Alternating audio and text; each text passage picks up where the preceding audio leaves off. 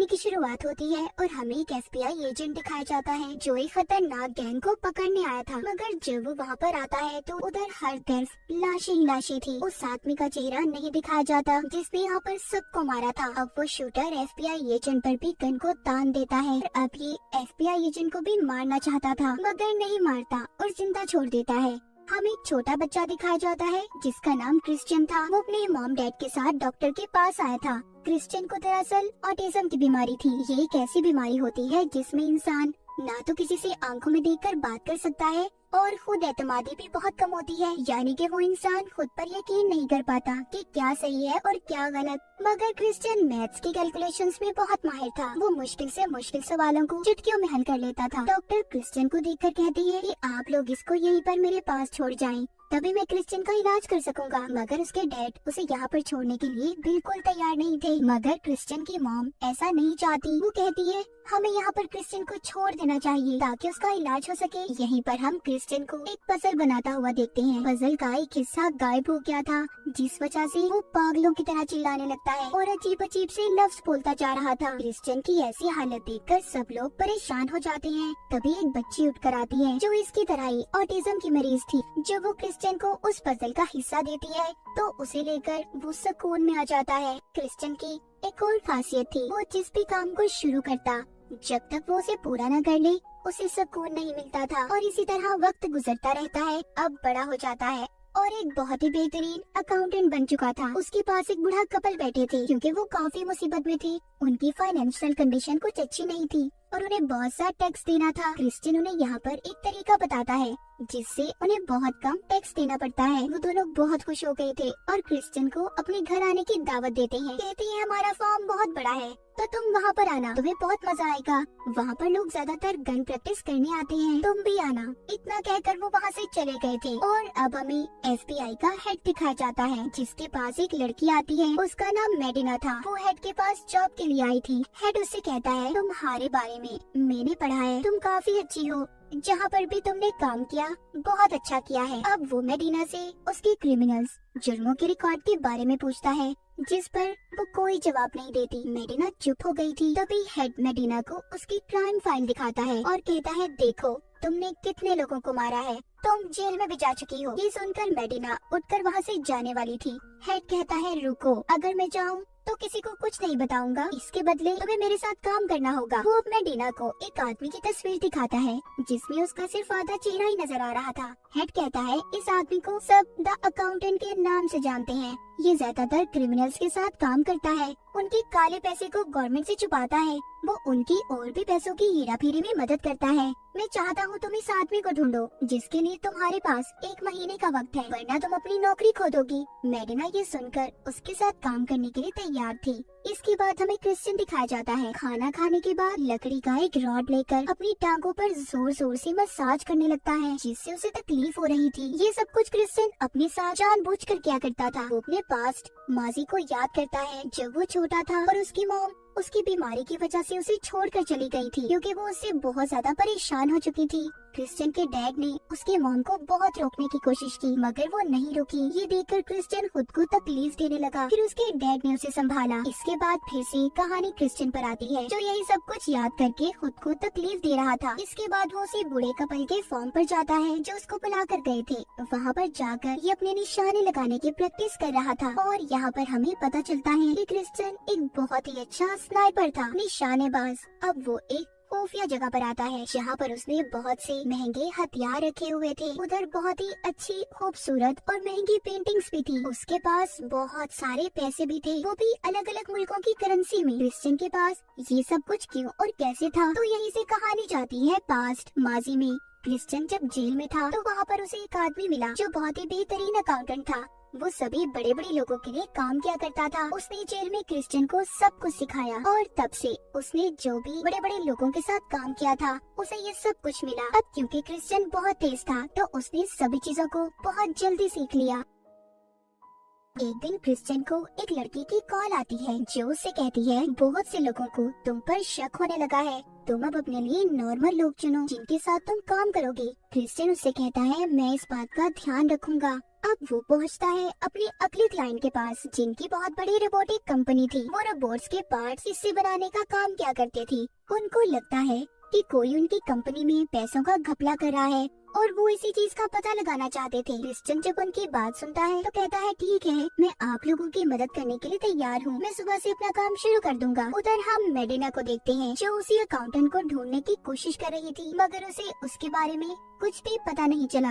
अब हमें एक आदमी ब्रैक्स दिखाया जाता है, जिसको हिटमैन के नाम से सभी लोग जानते थे। वो बहुत ही खतरनाक था। वो एक आदमी को गाड़ी में बिठाकर उसे डरा धमका रहा था। अगले दिन क्रिश्चियन उसी कंपनी में पहुंच जाता है जहां पर उसे काम करना था। जैसे ही वो वहां पर जाता है तो उसे वहां पर एक लड़की मिलती है, जो उसे रोबोटिक कंपनी की अकाउंटेंट थी। वो उसे बताती है कि पहले मुझे ये बात पता चली कि कोई हमारी कंपनी में पैसों की हेराफेरी कर रहा है, लेकिन मैं इन चीजों का पता नहीं लगा पाई। उसको उम्मीद थी कि वो क्रिश्चियन के साथ मिलकर काम करेगी, मगर वो उसे मना कर देता है और कहता है सॉरी, मैं अकेला ही काम करता हूँ। इसीलिए अब वो अकाउंटेंट लड़की वहाँ से चली गई थी। उधर मेडिना एक कॉन्फ्रेंस में आई थी, तभी उसे उसकी कंपनी से फोन आता है, जो उसे बताते हैं कि जो तस्वीरें उसने उन्हें भेजी थी, उन्हें एक वीडियो मिली है जिसमें इसी शक्ल का मिलता जुलता आदमी सबको मार रहा है। उधर क्रिश्चियन भी अपना काम वहाँ पर शुरू कर दिया था। वो कंपनी में सारे हिसाब किताब को पढ़ना शुरू करता है। इधर मेडिना उस अकाउंटेंट की ऑडियो को मैच करने की कोशिश कर रही थी, क्योंकि उसे उसकी आवाज मिली थी। वो अजीब अजीब से लफ्ज पढ़ रहा था, तो मेडिना को पता चलता है कि ये आदमी जो भी है, इसे ऑटिज्म की बीमारी है। क्रिश्चियन ने कंपनी में अपना काम शुरू कर दिया था। उसने खिड़कियों दरवाजों पर कैलकुलेशंस करके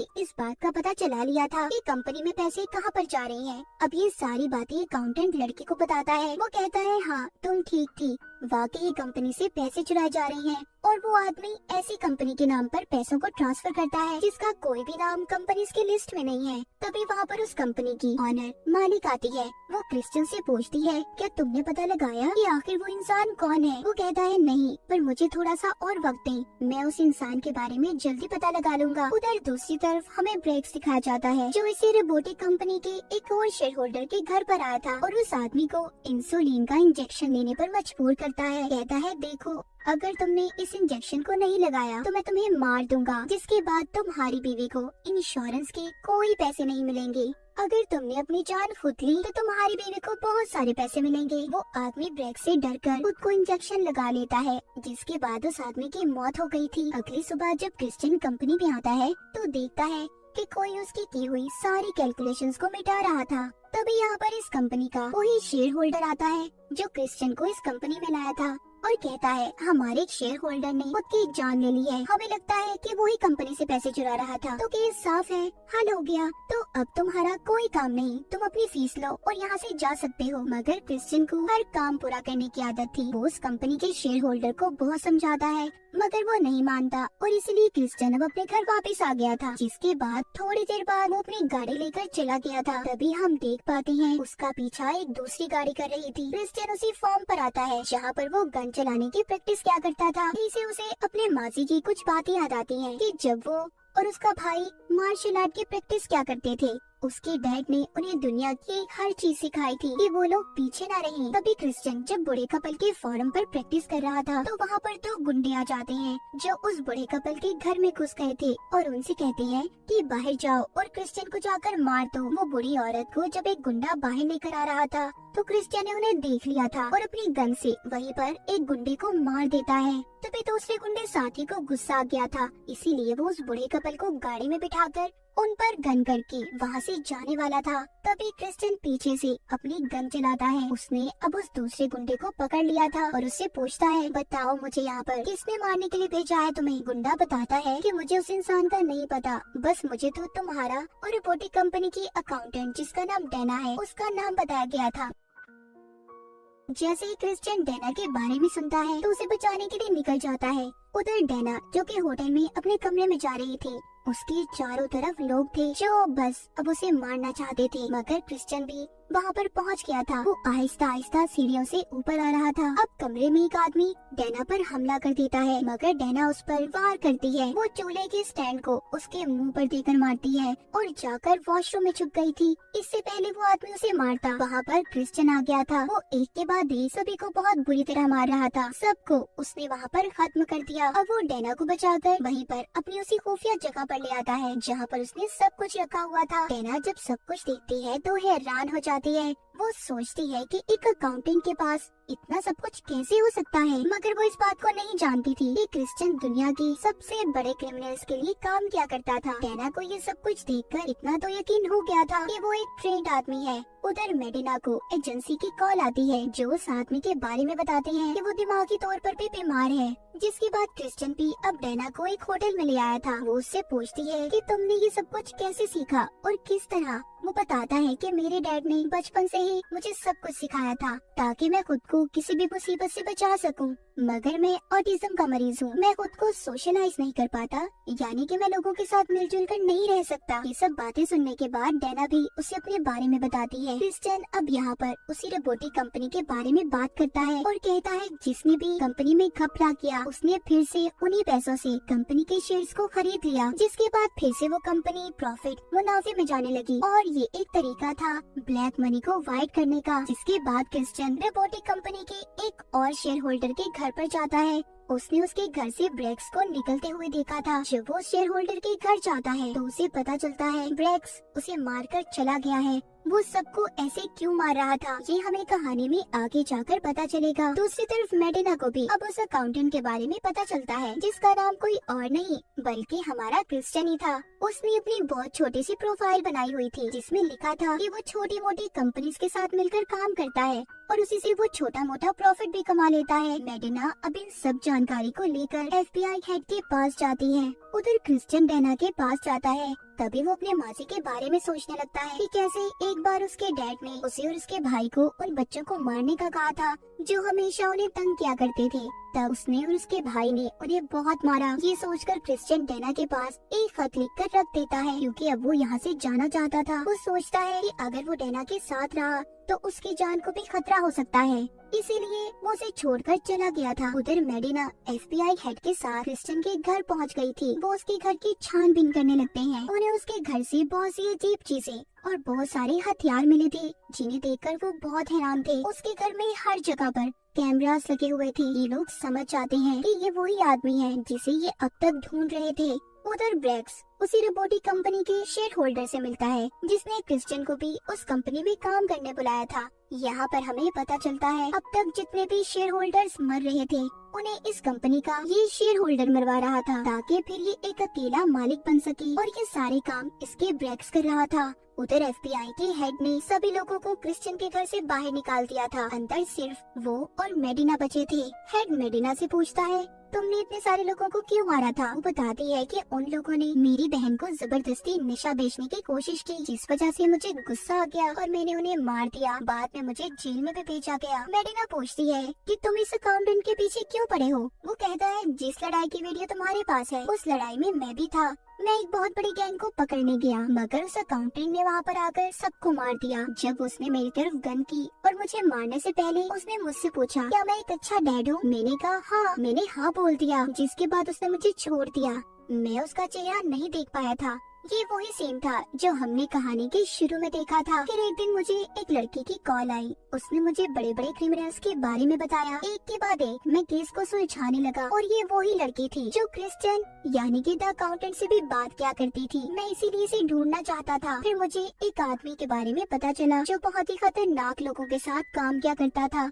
वो भी एक बहुत ही बड़ा अकाउंटेंट था और ये वही आदमी था जो क्रिश्चियन को जेल में मिला था। उस आदमी को रिहाई तो मिल गई मगर उन लोगों ने उसे पकड़कर मार दिया जिन खतरनाक लोगों के लिए वो काम किया करता था। जब क्रिश्चियन को इस बारे में पता चला तो वो जेल से भाग आया और उसने फिर उन सभी को मार दिया। यानी कि जो सारा सीन हमने कहानी के शुरू में देखा था वो क्रिश्चियन ही था जो उस गैंग को मार रहा था क्योंकि उस गैंग ने उसके बहुत अच्छे दोस्त को मार दिया था जो उसे जेल में मिला था।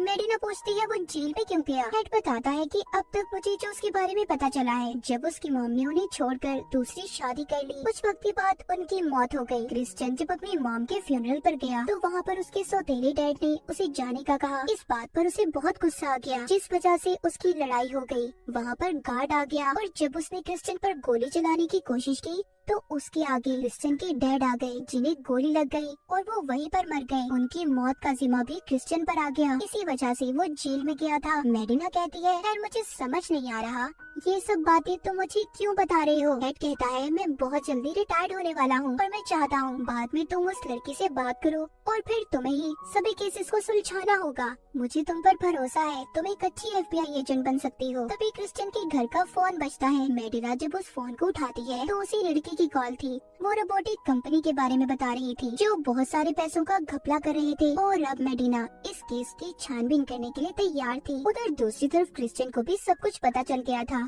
उस रोबोटिक कंपनी के शेयर होल्डर के बारे में, जिसने बाकी के शेयर होल्डर्स को मरवा दिया था। वो अब उसके घर पहुंच जाता है। वहाँ पर जाकर वो सबको मार रहा था, लेकिन वहाँ पर पहले से ब्रेक्स और उसके साथी मौजूद थे। क्रिश्चियन के पास गन थी, वो गोलियां चलाकर सबको मार रहा था। ये भी क्रिश्चियन पर गोलियां चलाते हैं, मगर उसे मारना इतना आसान नहीं था, इसीलिए वो छुपते छुपाते सभी को एक एक करके मार रहा था। ये सब कुछ ब्रेक्स बैठा स्क्रीन पर देखता है कि क्रिश्चियन घर के अंदर आ चुका है। तभी वो एक जगह पर बैठकर कुछ पढ़ने लगा था। ये देखकर ब्रेक्स को पता चल गया था कि ये सब कुछ तो उसका भाई किया करता था। ब्रेक्स को ये बात समझ आ गई थी कि क्रिश्चियन उसका भाई है, क्योंकि कई सालों से ये दोनों आपस में नहीं मिले थे। अब वो जल्दी से बाहर आता है और अपने आदमियों को गोलियां चलाने से मना करता है। कहता है स्टॉप, रुक जाओ। मगर जब वो नहीं रुकते तो ब्रेक्स अपने ही एक आदमी को मार देता है। फिर वो अब क्रिश्चियन को मारता है, क्योंकि उसे उस पर बहुत गुस्सा था। वो उसे कहता है तुम्हारी वजह से मैंने अपना सब कुछ खो दिया, अपने मॉम डैड। क्रिश्चियन उसे कुछ भी नहीं कह रहा था, क्योंकि वो जानता था कि उसका भाई उससे बहुत नाराज है। क्रिश्चियन अपने भाई को बहुत रोक रहा था,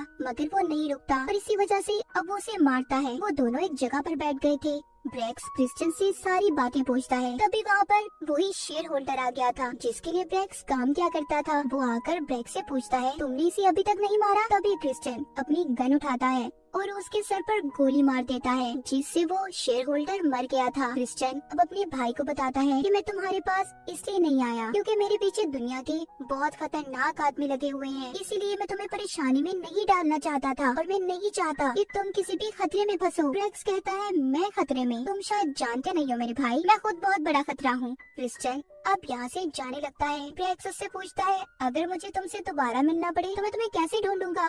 वो कहता है तुम नहीं, मैं तुम्हें ढूंढूंगा। इतना कहकर वो वहाँ से चला गया था। अब हमें एक हॉस्पिटल दिखाया जाता है, जहाँ पर जहनी बीमार बच्चों का इलाज किया जाता था।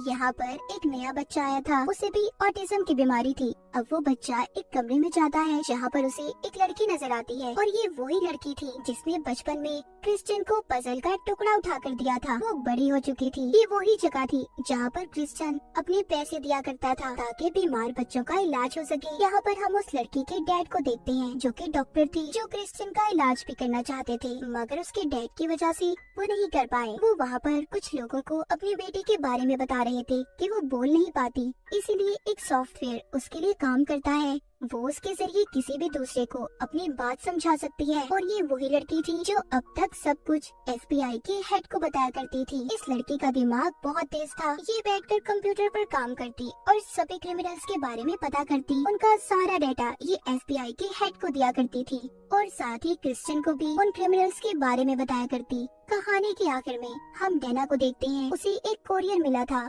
जिसमें एक बहुत ही खूबसूरत पेंटिंग थी और ये वही पेंटिंग थी जो डैना ने क्रिश्चियन के पास देखी थी। इसे वो पेंटिंग बहुत पसंद आई थी, तो अब क्रिश्चियन ने इसे ये पेंटिंग भिजवा दी थी एक तोहफे के तौर पर। दूसरी तरफ क्रिश्चियन, जो कि अब अपनी गाड़ी के साथ अपना सारा सामान लेकर ये टाउन छोड़कर जा रहा था, क्योंकि उसके बारे में अब सबको सब कुछ पता चल गया था। क्रिश्चियन अपने बारे में ये सब कुछ किसी को भी कभी भी नहीं बताना चाहता था। और इसी के साथ इस मूवी की कहानी यहीं पर खत्म हो जाती है।